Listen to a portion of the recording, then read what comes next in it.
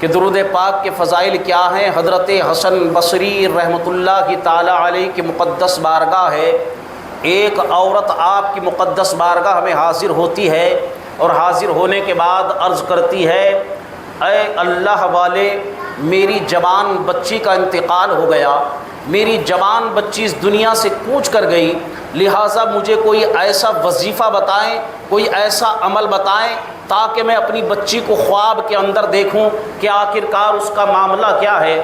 اللہ اکبر کبیرہ، میں اس کو دیکھنا چاہتی ہوں۔ حضرت حسن بصری رحمۃ اللہ تعالیٰ علیہ ارشاد فرماتے ہیں، اگر تو اپنی بچی کو خواب کے اندر دیکھنا چاہتی ہے تو عشاء کی نماز کے بعد 4 رکعت نماز نفل ادا کرنا اور ہر رکعت میں الحمد شریف کے بعد میں سورہ تکاثر پڑھنا، اللہ اکبر، اس کے بعد اپنے بستر پر چلے جانا اور درود پاک پڑھتے پڑھتے سو جانا، انشاءاللہ تیری بچی تیرے خواب کے اندر آ جائے گی۔ اس عورت نے یہ عمل کرنا شروع کر دیا۔ اللہ اکبر، دوسرا یا تیسرا ہی دن تھا کہ اس کی بچی خواب کے اندر اس کو نظر آتی ہے، مگر جب اپنی بچی کا حال دیکھتی ہے، ماں ہوتی ہے، کلیجہ مسوس کر کے رہ گئی۔ اللہ اکبر، کلیجہ ٹکڑے ٹکڑے ہو گیا، کلیجہ منہ کو آ گیا، کیونکہ اس نے اپنی بچی کو اس حال میں دیکھا۔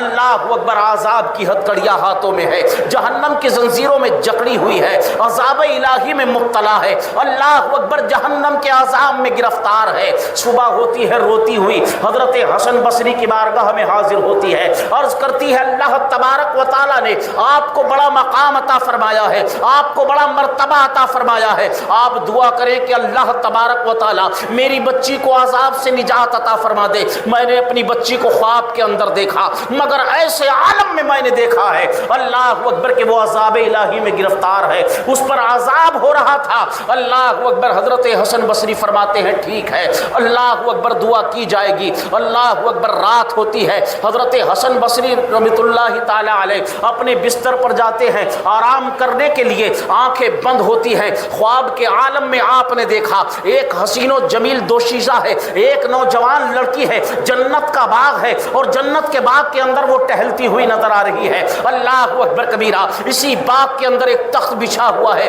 جو ہیرے جواہرات سے جڑا ہوا ہے، اس تخت پر بیٹھ کر کے آرام کر رہی ہے۔ جب حضرت حسن بصری گزرتے ہیں، اس نے کہا، حسن بصری مجھے پہچانتے ہو؟ آپ نے ارشاد فرمایا، نہیں، میں تجھے نہیں پہچانتا ہوں۔ اللہ اکبر کبیرہ، یہ بچی کہتی ہے، میں اسی ماں کی بیٹی ہوں جو آپ کی بارگاہ میں آئی تھی یہ وظیفہ معلوم کرنے کے لیے کہ وہ اپنی بیٹی کو دیکھ لے۔ اللہ اکبر کبیرہ، آپ ارشاد فرماتے ہیں، مگر تیری ماں نے جو تیرے حالات بیان کیے تھے، تیری ماں نے تو کہا تھا کہ تو عذاب الہی میں گرفتار ہے، عذاب نار میں گرفتار ہے، تجھ پر عذاب ہو رہا ہے، مگر اس کے برعکس میں دیکھ رہا ہوں کہ تو جنت کے باغ میں ٹہل رہی ہے، جنت کے تخت پر بیٹھ کر کے مزے کر رہی ہے۔ آخرکار وجہ کیا ہے؟ تیری ماں نے غلط کیوں کہا؟ اس نے کہا، جو میری ماں نے کہا تھا وہ بھی صحیح ہے اور جو آپ دیکھ رہے ہیں وہ بھی صحیح ہے۔ آپ ارشاد فرماتے ہیں، آخرکار دونوں باتیں صحیح کیسے ہو سکتی ہیں؟ آخرکار وجہ کیا ہے؟ اللہ اکبر کبیرہ، بچی عرض کرتی ہے،